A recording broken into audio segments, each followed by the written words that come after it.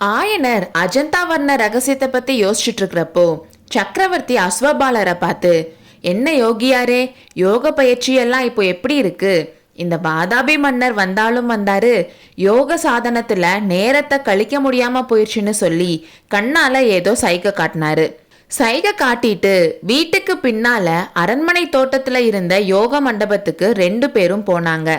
அவங்க போனதும் சிவகாமி கமலிய பார்த்து, அக்கா, சக்கரவர்த்தி கத்துக்கிட்ட கலையெல்லாம் பத்தாதுன்னு இப்ப யோக கலை வர கத்துக்க ஆரம்பிச்சிருக்காரான்னு கேட்டா.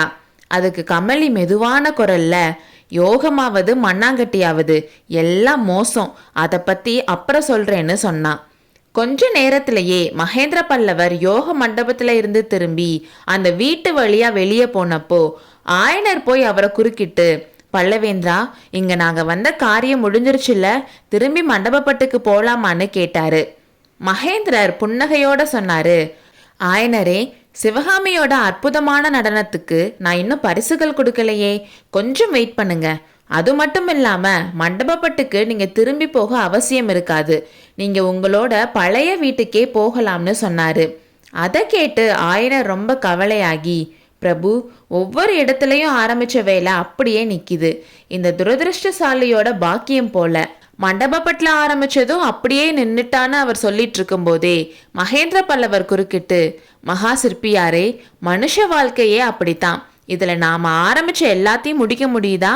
நான் ஆரம்பிச்ச பல காரியங்கள் கூட தான் பாதியில அப்படியே நின்று போயிருச்சு. அதனால என்ன, நமக்கு பின்னாடி வர சந்ததிகள் அதை நிறைவேற்றி வைப்பாங்க, அதுக்காக நீங்க கவலைப்பட வேணாம்.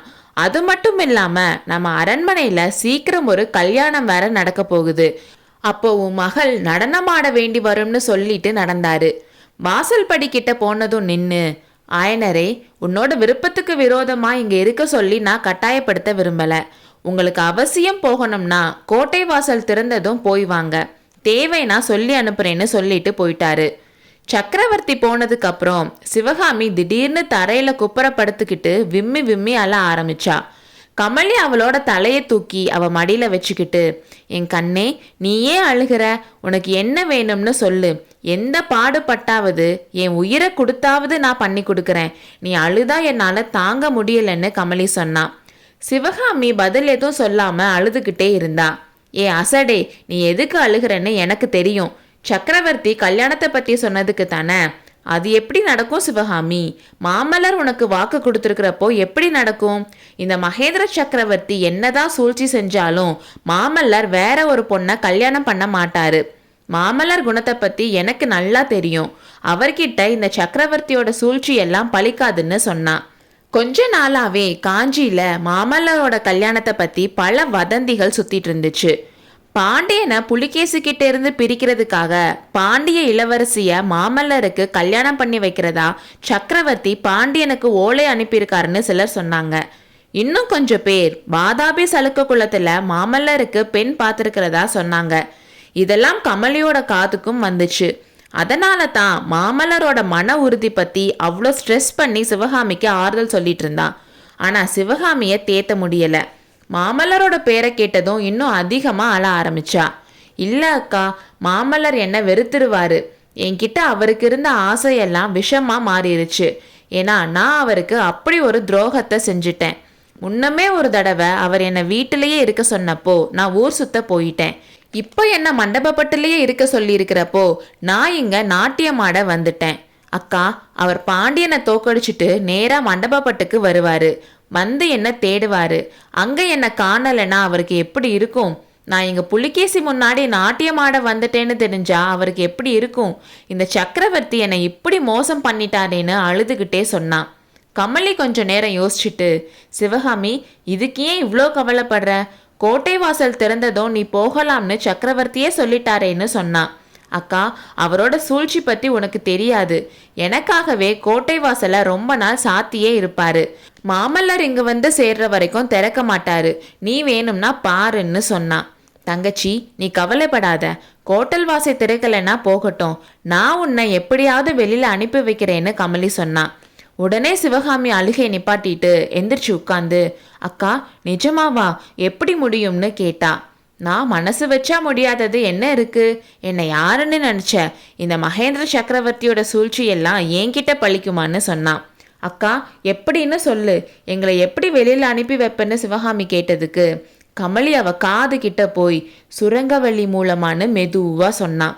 சிவகாமி காஞ்சியில இருந்து வெளியில போறதுக்கு சுரங்கவழி இருக்குன்னு ஏற்கனவே கேள்விப்பட்டிருக்கா.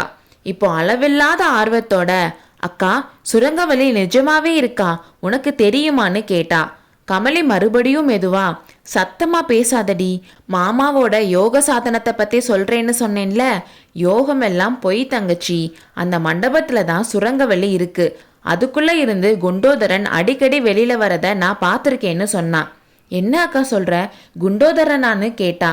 ஆமா தங்கச்சி, குண்டோதரன்னு சக்கரவர்த்தியோட ஒற்றன் ஒருத்தன் இருக்கான், சத்ருக்கன்னு இன்னொருத்தன் இருக்கான், 2 பேரும் பொல்லாத தடியர்கள். என்னடி யோசிக்கிறேன்னு கமலி கேட்டா. ஒன்றும் இல்லக்கா, அந்த சுரங்கவழி உனக்கு எப்படி தெரிஞ்சிச்சுன்னு கேட்டா.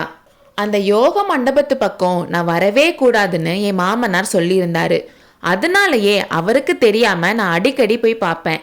ஒரு நாள் நான் போய் எட்டி பார்த்தப்போ மண்டபத்துக்கு நடுவுல இருந்த சிவலிங்கம் தள்ளி இருந்துச்சு. லிங்கம் இருந்த இடத்துல ஒரு பெரிய ஓட்டை இருந்துச்சு, அதுக்குள்ள இருந்து குண்டோதரன் வெளியில வந்துட்டு இருந்தான். அப்ப மண்டபத்துக்குள்ள யார் இருந்தாங்கன்னு நினைக்கிற? என் மாமனாரோட சேர்ந்து சக்கரவர்த்தியும் நின்றுட்டு இருந்தாருன்னு சொன்னான். சிவகாமி கொஞ்சம் யோசிச்சுட்டு, கமலி அக்கா, எப்படியாச்சும் அந்த சுரங்க வழியா எங்களை நீ வெளியில அனுப்பிட்டா உனக்கு கோடி புண்ணியம், எப்பவும் நான் உனக்கு அடிமையா இருப்பேன்னு சொன்னான். பேச்சப்பாரு பேச்ச, எனக்கு அடிமையா இருக்க போறியா? இந்த ராஜ்யத்துக்கே ராணியாக போற நீ எனக்கு நீ அடிமை ஆயிருவியா? வாக்கு கொடுத்துட்டு அப்புறம் திண்டாடாதன்னு சொன்னான். அப்புறம் அது இருக்கட்டும் தங்கச்சி, நீ கொஞ்சம் பொறுமையா இரு, நான் அந்த லிங்கத்தை எப்படி நகர்த்துறதுன்னு சீக்கிரம் தெரிஞ்சிட்டு வரேன். ஆனா நீ இவ்வளோ அவசரப்பட்டு என்ன பிரயோஜனம்? உன் அப்பா உன் கூட வரதுக்கு சம்மதிக்கணுமேன்னு கமலி கவலையோட சொன்னான். என்னை விட அவர் தான் வெளியே போறதுக்கு துடிச்சிட்டு இருக்காரு, அதுக்கு காரணமும் இருக்குன்னு சிவகாமி சொன்னான். அப்ப ஆயனர் உள்ள வந்தாரு. இன்னும் எத்தனை நாளைக்கு தான் இந்த கோட்டைக்குள்ள அடைஞ்சிருக்கணுமோ தெரியல. சிவகாமி, உனக்கு தெரியுமா, முன்ன ஒரு தடவை பரஞ்சோதி கிட்ட நாகநந்தி ஓலை கொடுத்து அனுப்புனாரே அஜந்தா வர்ண ரகசியத்தை தெரிஞ்சிட்டு வர்றதுக்காக, அந்த ஓலை புலிகேசி மகாராஜாவுக்கு தானா. இத வாதாபி மகாராஜா காஞ்சில இருக்கிறப்பவே சொல்லியிருந்தா நான் அவர்கிட்டயே கெஞ்சி கூத்தாடி அஜந்தா வர்ண ரகசியத்தை பத்தி கேட்டு தெரிஞ்சிருப்பேன்னு புலம்பினாரு. வாதாபி மன்னருக்கு அந்த ரகசியம் தெரிஞ்சிருக்கும்னு என்ன நிச்சயம் அப்பான்னு சிவகாமி கேட்டா. கட்டாயம் தெரிஞ்சிருக்கணும் சிவகாமி, புலிகேசி சின்ன வயசுல கொஞ்ச நாளைக்கு அஜந்தா மலை குகையில ஒளிஞ்சிட்டு இருந்தாருன்னு கேள்விப்பட்டிருக்கேன்னு சொன்னாரு. அப்போ சிவகாமியும் கமலியும் ஒருத்தரை பார்த்து ஒருத்தர் சிரிச்சுக்கிட்டாங்க. ஆயனர் இந்த மாதிரி பேச பேச அவர்களுக்கு உற்சாகம் அதிகமாகி கொண்டிருந்தது. அடுத்த அத்தியாயத்தில் சந்திப்போம்.